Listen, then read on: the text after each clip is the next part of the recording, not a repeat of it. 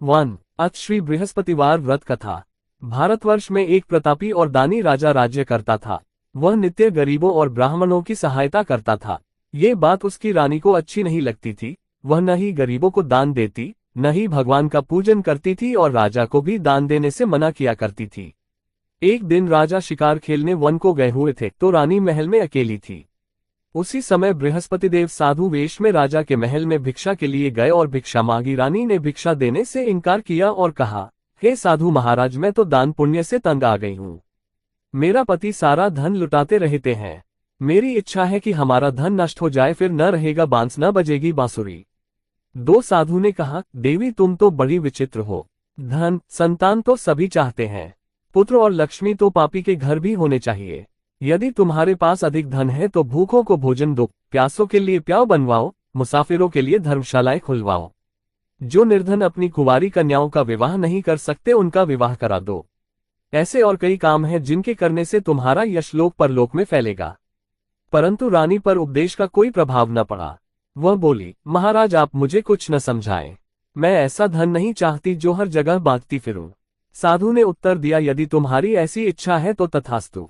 तुम ऐसा करना कि बृहस्पतिवार को घर लीपकर पीली ती से अपना सिर धोकर स्नान करना, भट्टी चढ़ाकर कपड़े धोना। ऐसा करने से आपका सारा धन नष्ट हो जाएगा। इतना कहकर वह साधु महाराज वहां से आलोप हो गए। साधु के अनुसार कही बातों को पूरा करते हुए रानी को केवल 3 बृहस्पतिवार ही बीते थे कि उसकी समस्त धन संपत्ति नष्ट हो गई। भोजन के लिए राजा का परिवार तरसने लगा। तब एक दिन राजा ने रानी से बोला कि हे रानी, तुम यही रहो, मैं दूसरे देश को जाता हूँ, क्योंकि यहाँ पर सभी लोग मुझे जानते हैं। इसलिए मैं कोई छोटा कार्य नहीं कर सकता। ऐसा कहकर राजा परदेश चला गया। वहां वह जंगल से लकड़ी काटकर लाता और शहर में बेचता। इस तरह वह अपना जीवन व्यतीत करने लगा। इधर राजा के परदेश जाते ही रानी और दासी दुखी रहने लगी। एक बार जब रानी और दासी को 7 दिन तक बिना भोजन के रहना पड़ा तो रानी ने अपनी दासी से कहा, हे दासी, पास ही के नगर में मेरी बहन रहती है। वह बड़ी धनवान है। तू उसके पास जा और कुछ ले आ, ताकि थोड़ी बहुत गुजर बसर हो जाए। दासी रानी की बहन के पास गई। उस दिन गुरुवार था और रानी की बहन उस समय बृहस्पतिवार व्रत की कथा सुन रही थी। दासी ने रानी की बहन को अपनी रानी का संदेश दिया, लेकिन रानी की बड़ी बहन ने कोई उत्तर नहीं दिया। जब दासी को रानी की बहन से कोई उत्तर नहीं मिला तो वह बहुत दुखी हुई और उसे क्रोध भी आया। दासी ने वापस आकर रानी को सारी बात बता दी। सुनकर रानी ने अपने भाग्य को कोसा।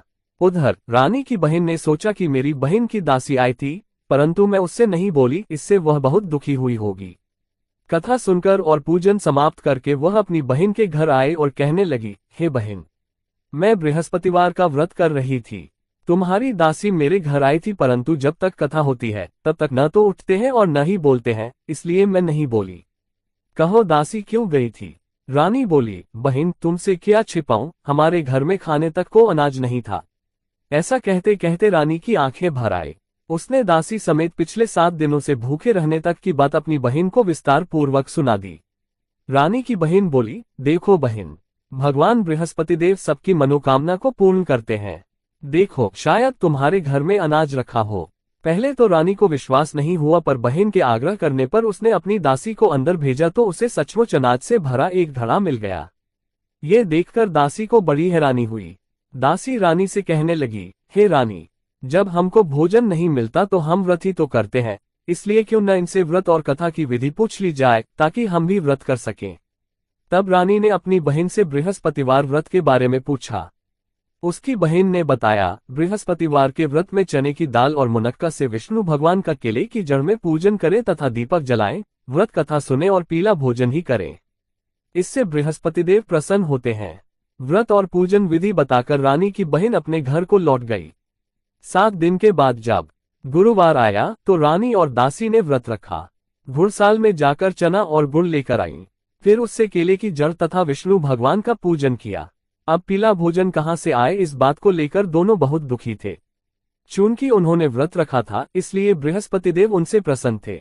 इसलिए वे एक साधारण व्यक्ति का रूप धारण कर 2 थालों में सुंदर पीला भोजन दासी को दे गए। भोजन पाकर दासी प्रसन्न हुई और फिर रानी के साथ मिलकर भोजन ग्रहण किया। उसके बाद वे सभी गुरुवार को व्रत और पूजन करने लगी। बृहस्पति भगवान की कृपा से उनके पास फिर से धन संपत्ति आ गई। परंतु रानी फिर से पहले की तरह आलस्य करने लगी। तब दासी बोली, देखो रानी, तुम पहले भी इस प्रकार आलस्य करती थी, तुम्हें धन रखने में कष्ट होता था, इस कारण सभी धन नष्ट हो गया, और अब जब भगवान बृहस्पति की कृपा से धन मिला है तो तुम्हें फिर से आलस्य होता है। रानी को समझाते हुए दासी कहती है कि बड़ी मुसीबतों के बाद हमने ये धन पाया है, इसलिए हमें दान पुण्य करना चाहिए, भूखे मनुष्यों को भोजन कराना चाहिए और धन को शुभ कार्यों में खर्च करना चाहिए, जिससे तुम्हारे कुल का यश बढ़ेगा, स्वर्ग की प्राप्ति होगी और पितृ प्रसन्न होंगे। दासी की बात मानकर रानी अपना धन शुभ कार्यों में खर्च करने लगी, जिससे पूरे नगर में उसका यश फैलने लगा। बृहस्पतिवार व्रत कथा के बाद श्रद्धा के साथ आरती की जानी चाहिए। इसके बाद प्रसाद बांटकर उसे ग्रहण करना चाहिए। एक दिन राजा दुखी होकर जंगल में एक पेड़ के नीचे आसन जमाकर बैठ गया। वह अपनी दशा को याद करके व्याकुल होने लगा। बृहस्पतिवार का दिन था। एकाएक उसने देखा कि निर्जन वन में एक साधु प्रकट हुए। वह साधु वेश में स्वयं बृहस्पति देवता थे। लकड़हारे के सामने आकर बोले, हे लकड़हारे, इस सुनसान जंगल में तू चिंता मग्न क्यों बैठा है? लकड़हारे ने दोनों हाथ जोड़कर प्रणाम किया और उत्तर दिया, महात्मा जी, आप सब कुछ जानते हैं, मैं क्या कहूँ। ये कहकर रोने लगा और साधु को अपनी आत्मकथा सुनाई। महात्मा जी ने कहा, तुम्हारी स्त्री ने बृहस्पति के दिन बृहस्पति भगवान का निरादर किया है, जिसके कारण रुष्ट होकर उन्होंने तुम्हारी ये दशा कर दी। अब तुम चिंता को दूर करके मेरे कहने पर चलो तो तुम्हारे सब कष्ट दूर हो जाएंगे और भगवान पहले से भी अधिक संपत्ति देंगे। तुम बृहस्पति के दिन कथा किया करो। 2 पैसे के चने मुनक्का लाकर उसका प्रसाद बनाओ और शुद्ध जल से लोटे में शक्कर मिलाकर अमृत तैयार करो। कथा के पश्चात अपने सारे परिवार और सुनने वाले प्रेमियों में अमृत व प्रसाद बांटकर आप भी ग्रहण करो। ऐसा करने से भगवान तुम्हारी सब मनोकामनाएं पूरी करेंगे। साधु के ऐसे वचन सुनकर लकड़हारा बोला, हे प्रभु, मुझे लकड़ी बेचकर इतना पैसा नहीं मिलता जिससे भोजन के उपरांत कुछ बचा सकूं। मैंने रात्रि में अपनी स्त्री को व्याकुल देखा है। मेरे पास कुछ भी नहीं जिससे मैं उसकी खबर मंगा सकूं। साधु ने कहा, हे लकड़हारे, तुम किसी बात की चिंता मत करो। बृहस्पति के दिन तुम रोजाना की तरह लकड़ियां लेकर शहर को जाओ। तुमको रोज से दुगुना धन प्राप्त होगा, जिससे तुम भली भांति भोजन कर लोगे तथा बृहस्पति देव की पूजा का सामान भी आ जाएगा। इतना कहकर साधु अंतर्ध्यान हो गए। धीरे धीरे समय व्यतीत होने पर फिर वही बृहस्पतिवार का दिन आया। लकड़हारा जंगल से लकड़ी काटकर किसी शहर में बेचने गया। उसे उस दिन और दिन से अधिक पैसा मिला। राजा ने चना गुड़ आदि लाकर गुरुवार का व्रत किया। उस दिन से उसके सभी क्लेश दूर हुए, परंतु जब दोबारा गुरुवार का दिन आया तो बृहस्पतिवार का व्रत करना भूल गया। इस कारण बृहस्पति भगवान नाराज हो गए। उस दिन उस नगर के राजा ने विशाल यज्ञ का आयोजन किया तथा शहर में ये घोषणा करा दी कि कोई भी मनुष्य अपने घर में भोजन न बनावे, न आग जलावे, समस्त जनता मेरे यहाँ भोजन करने आवे। इस आज्ञा को जो न मानेगा उसे फांसी की सजा दी जाएगी। इस तरह की घोषणा संपूर्ण नगर में करवा दी गई। राजा की आज्ञानुसार शहर के सभी लोग भोजन करने गए, लेकिन लकड़हारा कुछ देर से पहुंचा, इसलिए राजा उसको अपने साथ घर लिवा ले गए और ले जाकर भोजन करा रहे थे तो रानी की दृष्टि उस खूंटी पर पड़ी जिस पर उसका हार लटका हुआ था। वह वहां पर दिखाई नहीं दिया। रानी ने निश्चय किया कि मेरा हार इस मनुष्य ने चुरा लिया है। उसी समय सिपाहियों को बुलाकर उसको कारागार में डलवा दिया। जब लकड़हारा कारागार में पड़ गया और बहुत दुखी होकर विचार करने लगा कि न जाने कौन से पूर्व जन्म के कर्म से मुझे ये दुख प्राप्त हुआ है, और उसी साधु को याद करने लगा जो कि जंगल में मिला था। उसी समय तत्काल बृहस्पतिदेव साधु के रूप में प्रकट हुए और उसकी दशा को देखकर कहने लगे, अरे मूर्ख, तूने बृहस्पतिदेव की कथा नहीं करी, इस कारण तुझे दुख प्राप्त हुआ है। अब चिंता मत कर, बृहस्पतिवार के दिन कारागार के दरवाजे पर 4 पैसे पड़े मिलेंगे। उनसे तू बृहस्पतिदेव की पूजा करना, तेरे सभी कष्ट दूर हो जाएंगे। बृहस्पति के दिन उसे 4 पैसे मिले। लकड़हारे ने कथा कही। उसी रात्रि को बृहस्पतिदेव ने उस नगर के राजा को स्वप्न में कहा, हे राजा, तुमने जिस आदमी को कारागार में बंद कर दिया है वह निर्दोष है। वह राजा है, उसे छोड़ देना। रानी का हार उसी खूंटी पर लटका है।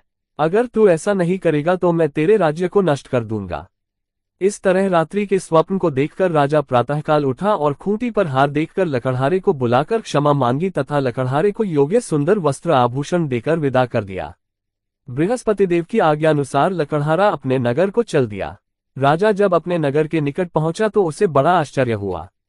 नगर में पहले से अधिक बाग, तालाब, कुएं तथा बहुत सी धर्मशाला, मंदिर आदि बन गई हैं।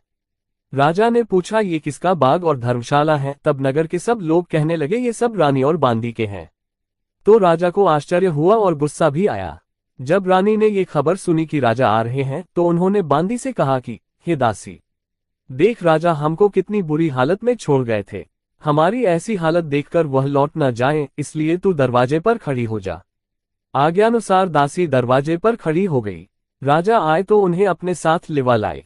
तब राजा ने क्रोध करके अपनी रानी से पूछा कि यह धन तुम्हें कैसे प्राप्त हुआ है? तब उन्होंने कहा, हमें ये सब धन बृहस्पति देव के इस व्रत के प्रभाव से प्राप्त हुआ है।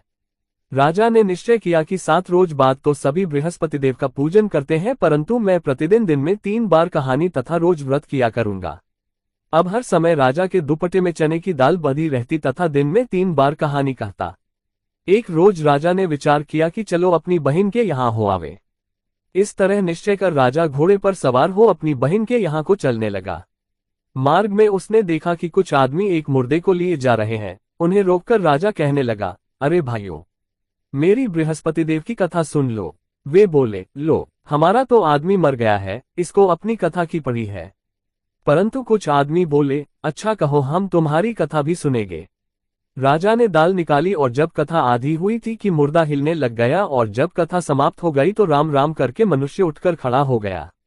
आगे मार्ग में उसे एक किसान खेत में हल चलाता मिला। राजा ने उसे देख और उससे बोले, अरे भैया, तुम मेरी बृहस्पतिवार की कथा सुन लो। किसान बोला, जब तक मैं तेरी कथा सुनूंगा तब तक 4 हरया जोत लूंगा। जा अपनी कथा किसी और को सुनाना। इस तरह राजा आगे चलने लगा। राजा के हटते ही बैल पछाड़ खाकर गिर गए तथा किसान के पेट में बड़ी जोर का दर्द होने लगा। उस समय उसकी माँ रोटी लेकर आई। उसने जब ये देखा तो अपने पुत्र से सब हाल पूछा और बेटे ने सभी हाल कह दिया। तो बुढ़िया दौड़ी दौड़ी उस घुड़सवार के पास गई और उससे बोली कि मैं तेरी कथा सुनूंगी, तू अपनी कथा मेरे खेत पर चलकर ही कहना।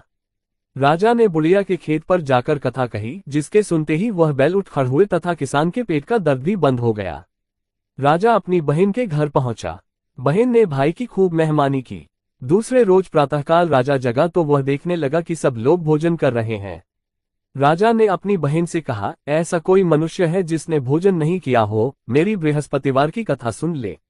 बहन बोली, हे भैया, ये देश ऐसा ही है कि पहले यहाँ लोग भोजन करते हैं, बाद में अन्य काम करते हैं। अगर कोई पड़ोस में हो तो देखाऊं। वह ऐसा कहकर देखने चली गई, परंतु उससे कोई ऐसा व्यक्ति नहीं मिला जिसने भोजन न किया हो। अतः वह एक कुम्हार के घर गई जिसका लड़का बीमार था। उसे मालूम हुआ कि उनके यहाँ 3 रोज से किसी ने भोजन नहीं किया है। रानी ने अपने भाई की कथा सुनने के लिए कुम्हार से कहा। वह तैयार हो गया। राजा ने जाकर बृहस्पतिवार की कथा कही, जिसको सुनकर उसका लड़का ठीक हो गया। अब तो राजा की प्रशंसा होने लगी। एक रोज राजा ने अपनी बहन से कहा कि हे बहन, हम अपने घर को जाएंगे, तुम भी तैयार हो जाओ। राजा की बहन ने अपनी सास से कहा। सास ने कहा, हाँ चली जा, परंतु अपने लड़कों को मत ले जाना, क्योंकि तेरे भाई के कोई औलाद नहीं है। बहन ने अपने भैया से कहा, हे भैया, मैं तो चलूंगी पर कोई बालक नहीं जाएगा। राजा बोला, जब कोई बालक नहीं चलेगा तब तुम ही क्या करोगी? बड़े दुखी मन से राजा अपने नगर को लौट आया। राजा ने अपनी रानी से कहा, हम निर्वंशी हैं, हमारा मुंह देखने का धर्म नहीं है और कुछ भोजन आदि नहीं किया। रानी बोली, हे प्रभु, बृहस्पति देव ने हमें सब कुछ दिया है, वह हमें औलाद अवश्य देंगे। उसी रात को बृहस्पति देव ने राजा से स्वप्न में कहा, हे राजा उठ, सभी सोच त्याग दे, तेरी रानी गर्भ से है। राजा की यह बात सुनकर बड़ी खुशी हुई। 9वें महीने में उसके गर्भ से एक सुंदर पुत्र पैदा हुआ।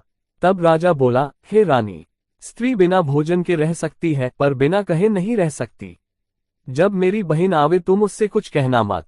रानी ने सुनकर हाँ कर दिया। जब राजा की बहन ने ये शुभ समाचार सुना तो वह बहुत खुश हुई तथा बधाई लेकर अपने भाई के यहाँ आई। तभी रानी ने कहा, घोड़ा चढ़कर तो नहीं आई, गधा चढ़ आए। राजा की बहन बोली, भाभी, मैं इस प्रकार न कहती तो तुम्हें औलाद कैसे मिलती? बृहस्पति देव ऐसे ही हैं, जैसी जिसके मन में कामनाएं हैं सभी को पूर्ण करते हैं। जो सद्भावना पूर्वक बृहस्पतिवार का व्रत करता है एवं कथा पता है अथवा सुनता है, दूसरों को सुनाता है, बृहस्पति देव उसकी सभी मनोकामना पूर्ण करते हैं। ये भी जाने। आरती श्री बृहस्पति देवारती माँ लक्ष्मी जी। ओम जय जगदीश हरे। आरती श्री बृहस्पतिवार व्रत कथा 2 गुरुवार। Good morning message. भगवान बृहस्पति देव उसकी सदैव रक्षा करते हैं। संसार में जो मनुष्य सद्भावना से भगवान जी का पूजन व्रत सच्चे हृदय से करते हैं तो उनकी सभी मनोकामनाएं पूर्ण करते हैं। जैसी सच्ची भावना से रानी और राजा ने उनकी कथा का गुणगान किया तो उनकी सभी इच्छाएं बृहस्पति देव जी ने पूर्ण की थीं। इसलिए पूर्ण कथा सुनने के बाद प्रसाद लेकर जाना चाहिए। हृदय से उसका मनन करते हुए जयकारा बोलना चाहिए। बोलो बृहस्पति देव की जय, भगवान विष्णु की जय। बृहस्पति देव की कथा। प्राचीन काल में एक मन रहता था, वह बहुत निर्धन था। उसके कोई संतान नहीं थी। उसकी स्त्री बहुत मलिनता के साथ रहती थी। वह स्नान न करती, किसी देवता का पूजन न करती। इससे मन देवता बड़े दुखी थे। बेचारे बहुत कुछ कहते थे किंतु उसका कुछ परिणाम न निकला। भगवान की कृपा से मन की स्त्री के कन्या रूपी रत्न पैदा हुआ। कन्या बड़ी होने पर प्रातः स्नान करके विष्णु भगवान का जाप व बृहस्पतिवार का व्रत करने लगी। अपने पूजन पाठ को समाप्त करके विद्यालय जाती तो अपनी ठी में जौ भर के ले जाती और पाठशाला के मार्ग में डालती जाती। तब ये जौ स्वर्ण के जो जाते लौटते समय उनको बीन कर घर ले आती थी। एक दिन वह बालिका सूप में उस सोने के जौ को फटककर साफ कर रही थी कि उसके पिता ने देख लिया और कहा, हे बेटी, सोने के जौ के लिए सोने का सूप होना चाहिए। दूसरे दिन बृहस्पतिवार था। इस कन्या ने व्रत रखा और बृहस्पति देव से प्रार्थना करके कहा, मैंने आपकी पूजा सच्चे मन से की हो तो मेरे लिए सोने का सूप दे दो। बृहस्पति देव ने उसकी प्रार्थना स्वीकार कर ली। रोजाना की तरह वह कन्या जौ फैलाती हुई जाने लगी। जब लौटकर जौ बीन रही थी तो बृहस्पति देव की कृपा से सोने का सूप मिला। उसे वह घर ले आए और उसमें जौ साफ करने लगी, परंतु उसकी मां का वही ढंग रहा। एक दिन की बात है कि वह कन्या सोने के सूप में जौ साफ कर रही थी। उस समय उस शहर का राजपुत्र वहां से होकर निकला। इस कन्या के रूप और कार्य को देखकर मोहित हो गया तथा अपने घर आकर भोजन तथा जल त्याग कर उदास होकर लेट गया। राजा को इस बात का पता लगा तो अपने प्रधानमंत्री के साथ उसके पास गए और बोले, हे बेटा, तुम्हें किस बात का कष्ट है? किसी ने अपमान किया है अथवा और कारण हो सो कहो, मैं वही कार्य करूंगा जिससे तुम्हें प्रसन्नता हो। अपने पिता की राजकुमार ने बातें सुनी तो वह बोला, मुझे आपकी कृपा से किसी बात का दुख नहीं है। किसी ने मेरा अपमान नहीं किया है, परंतु मैं उस लड़की से विवाह करना चाहता हूं जो सोने के सूप में जौ साफ कर रही थी। ये सुनकर राजा आश्चर्य में पड़ और बोला, हे बेटा, इस तरह की कन्या का पता तुम ही लगाओ, मैं उसके साथ तेरा विवाह अवश्य ही करवा दूंगा। राजकुमार ने उस लड़की के घर का पता बतलाया। तब मंत्री उस लड़की के घर गए और मन देवता को सभी हाल बतलाया। मन देवता राजकुमार के साथ अपनी कन्या का विवाह करने के लिए तैयार हो गए तथा विधि विधान के अनुसार मन की कन्या का विवाह राजकुमार के साथ हो गया। कन्या के घर से जाते ही पहले की भांति उस मन देवता के घर में गरीबी का निवास हो गया। अब भोजन के लिए भी अन्न बड़ी मुश्किल से मिलता था। एक दिन दुखी होकर मन देवता अपनी पुत्री के पास गए। बेटी ने पिता की दुखी अवस्था को देखा और अपनी मां का हाल पूछा। तब मन ने सभी हाल कहा। कन्या ने बहुत सा धन देकर अपने पिता को विदा कर दिया। इस तरह मन का कुछ समय सुखपूर्वक व्यतीत हुआ। कुछ दिन बाद फिर वही हाल हो गया। मन फिर अपनी कन्या के यहाँ गया और सारा हाल कहा तो लड़की बोली, हे पिताजी, आप माताजी को यहाँ लिवा लाओ, मैं उससे विधि बता दूंगी जिससे गरीबी दूर हो जाए। वह मन देवता अपनी स्त्री को साथ लेकर पहुंचे तो अपनी मां को समझाने लगी, हे मां, तुम प्रातःकाल प्रथम स्नानादि करके विष्णु भगवान का पूजन करो तो सब दरिद्रता दूर हो जाएगी। परंतु उसकी मांग ने एक भी बात नहीं मानी और प्रातःकाल उठकर अपनी पुत्री के बच्चों की जूठन को खा लिया। इससे उसकी पुत्री को भी बहुत गुस्सा आया और एक रात को कोठरी से सभी सामान निकाल दिया और अपनी मां को उसमें बंद कर दिया। प्रातःकाल उसे निकाला तथा स्नान आदि करा के पाठ करवाया तो उसकी मां की बुद्धि ठीक हो गई और फिर प्रत्येक बृहस्पतिवार को व्रत रखने लगी। इस व्रत के प्रभाव से उसके माँ बाप बहुत ही धनवान और पुत्रवान हो गए और बृहस्पति जी के प्रभाव से इस लोक के सुख भोग कर स्वर्ग को प्राप्त हुए। सब बोलो विष्णु भगवान की जय, बोलो बृहस्पति देव की जय।